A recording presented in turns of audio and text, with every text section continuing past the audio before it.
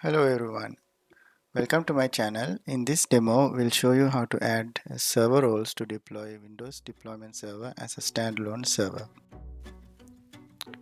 Here you are logged into Server Manager, and in this Windows 2019 server, we have already renamed the server to WDS SRV01, and also we have created two partitions. So drive E is used for storing our images.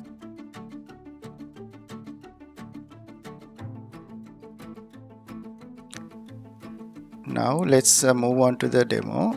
We're going to first begin with installing the roles. So first of all, we have to install the DNS server and followed by the DHCP server, because DHCP will be releasing IP addresses for our clients. So now we're going to install DHCP server, continue, and then finally we are going to install the WDS, which is Windows Deployment Services.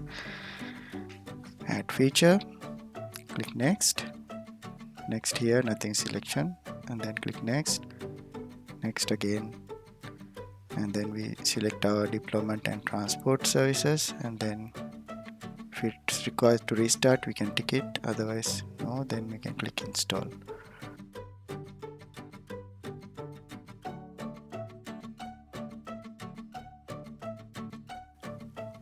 As you can see guys, all the server roles are installed. So in our next part we will see how to configure the DHCP server as well as how to set up the IP address ranges for the WDS clients. And we're going to restart this server once. Subscribe for my channel for more videos.